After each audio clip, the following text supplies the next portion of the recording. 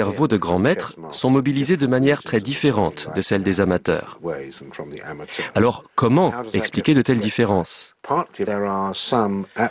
En partie, certaines aptitudes ont un rapport avec des combinaisons spécifiques de gènes qui apparaissent plus fréquemment que d'autres.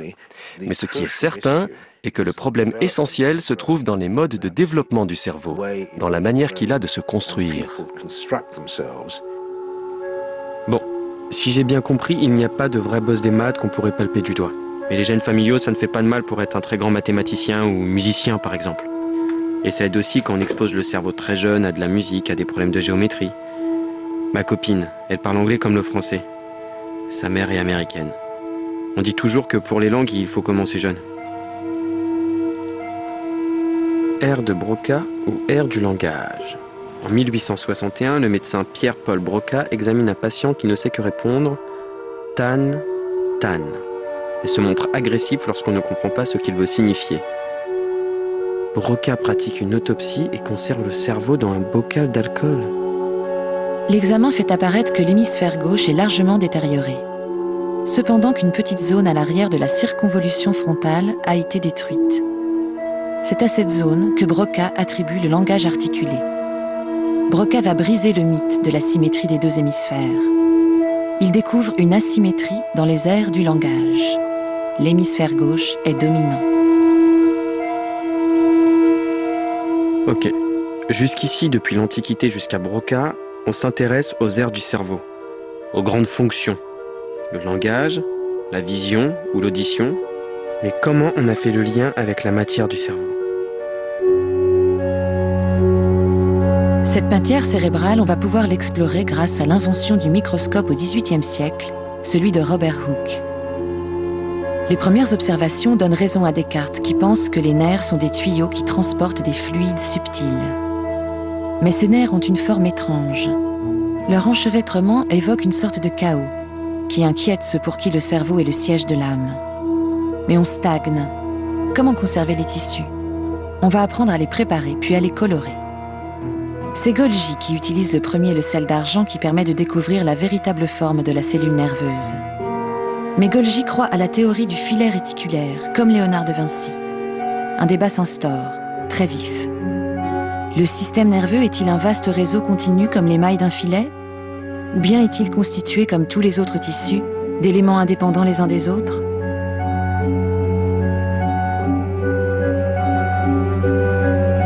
L'Espagnol Santiago Ramón y Cajal défend, lui, la théorie du neurone. Les neurones sont séparés les uns des autres, avec des terminaisons nerveuses, mais forment quand même un réseau.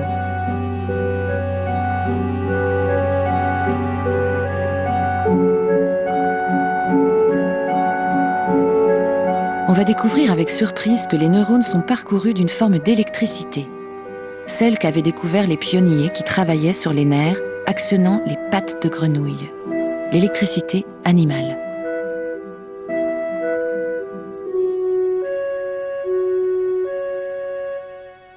Un flux nerveux électrique. J'ai bien rigolé en sciences nat avec les pattes de grenouille. L'idée évidente s'impose alors.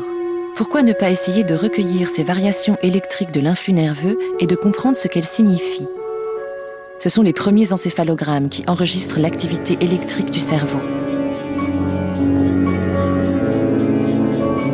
Par exemple, si vous essayez d'expliquer la marche ou la nage, vous apercevez que pour expliquer la marche ou la nage, il vous fait construire des petits réseaux avec 2 neurones. En général, vous n'arriverez pas à faire un système qui avance de manière rythmique.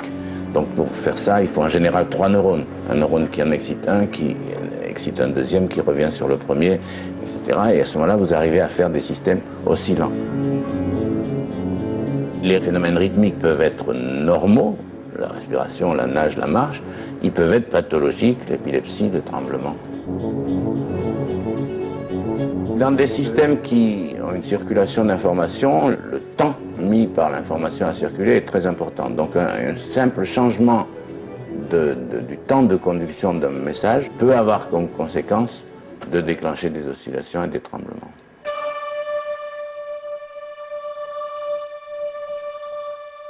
On a des électrodes qu'on appelle extracellulaires, où on a une électrode à plusieurs pointes qu'on met dans le cerveau Chaque pointe peut enregistrer plusieurs neurones et avec des programmes d'analyse raffinés, on peut attribuer chaque petit signal à un neurone différent, etc.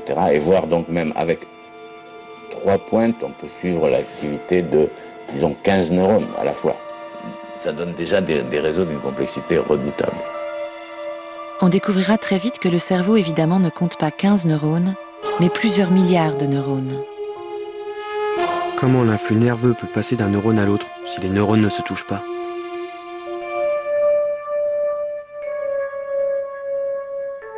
Ce que l'on croyait vide devient crucial dans le fonctionnement du cerveau.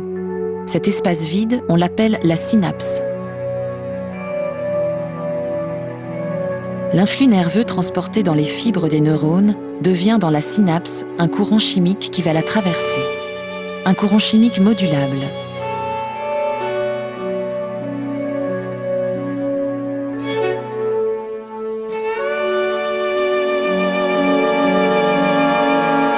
Avec la découverte de la synapse, cette image du cerveau, machine bien réglée, siège de l'âme qui s'impose depuis l'Antiquité jusqu'au début du XXe siècle, va devenir une machine évolutive.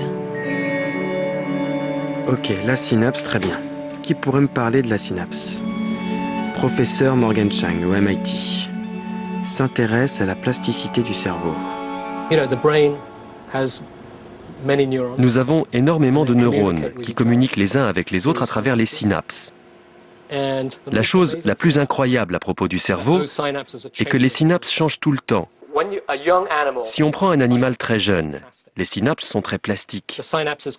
Alors, les synapses peuvent changer en force de connexion très facilement, elles peuvent changer en nombre de connexions très facilement aussi.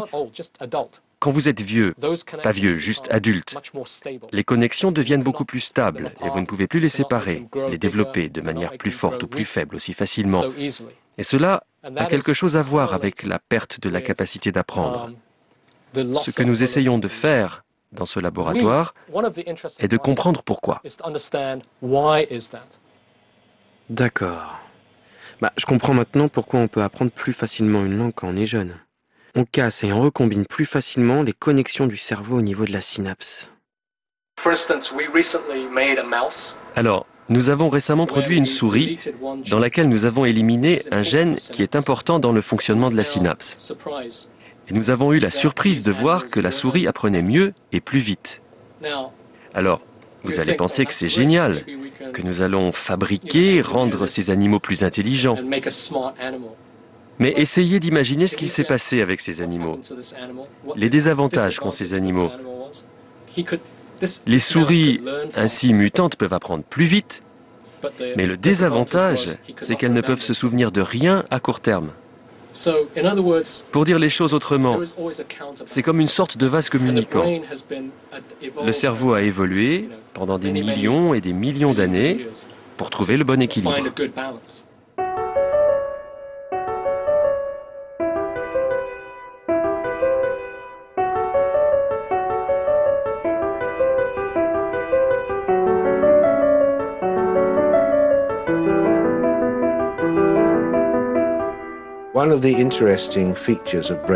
L'une des caractéristiques intéressantes du développement du cerveau est l'énorme croissance des neurones et des synapses pendant la période où le fœtus est dans l'utérus. Alors je me suis livré à un calcul.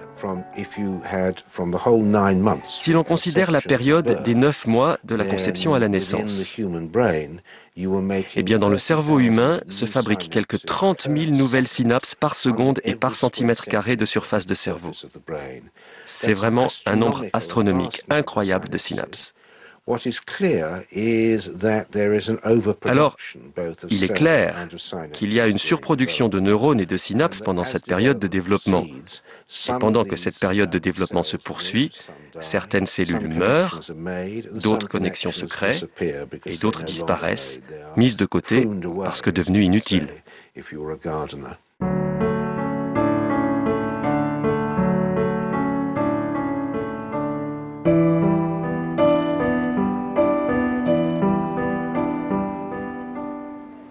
Ce cerveau humain, aujourd'hui, en moyenne, dans notre espèce, il fait 1400 cm3, presque 1,5 litre. Donc c'est un cerveau de grande taille, mais il faut tenir compte bien sûr de notre taille corporelle. L'homme est une très grosse bête. Il y a 150 espèces de singes, le plus gros c'est le gorille, après c'est nous. Alors même rapporté à notre taille corporelle, notre cerveau est très développé. Si on compare avec les chimpanzés, qui sont les plus proches de nous dans la nature actuelle, nous partageons plus de 99% de nos gènes avec les chimpanzés. Et on a découvert depuis peu de temps que les chimpanzés ont des cultures, ils ont de l'empathie, ils peuvent communiquer d'une manière symbolique, des langages simples, mais ils le font. Bref, les chimpanzés ont un cerveau qui est 3 fois plus petit que le nôtre, avec lequel ils font beaucoup de choses que l'on croyait exclusivement humaines. Maintenant, notre cerveau, il est 3 fois plus gros, mais nous n'avons pas 3 fois plus de neurones. En fait, nous avons peut-être 50% de neurones en plus que chez les chimpanzés. Ce qui veut dire que cette intelligence que nous avons, en plus de celle des chimpanzés, telle qu'on la connaît aujourd'hui, c'est surtout dans les connexions.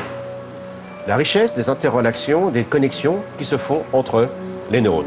Et c'est ce que l'on voit sur ces images lorsqu'on pénètre dans la boîte crânienne, c'est-à-dire on voit toutes ces plissures de ce qu'on appelle le cortex cérébral, et c'est dans ces plissures-là que se fait donc tout le traitement de ces informations qui nous permet de vivre avec les autres, c'est-à-dire l'environnement social et l'environnement à la fois physique. Parce qu'en fait, ce qui est absolument extraordinaire là, c'est que les échanges se font par les surfaces. Donc, un des aspects absolument étonnants de l'évolution que l'on voit là, c'est que sous un volume d'1,4 litre, il y a eu des plissures qui permettent d'augmenter de manière considérable les surfaces qui sont, elles, en proportion de nos capacités cognitives. S'il fallait étaler la surface du cerveau humain, on couvrirait toute cette pièce. Ok, tous ces plissements sont essentiels. C'est le cortex. Cortex, ça sert à quoi le cortex? Le cortex comprend plusieurs couches. Alors une couche n'est pas plus importante qu'une autre, elles font des choses différentes. Ces différences fonctionnelles ont un rapport avec l'histoire des êtres vivants. Dans le sens où certaines parties du cerveau cortex sont très anciennes et manifestement viennent d'époques très lointaines de l'évolution. Alors que certaines parties du néocortex, liées à des processus auditifs ou visuels, sont très récentes.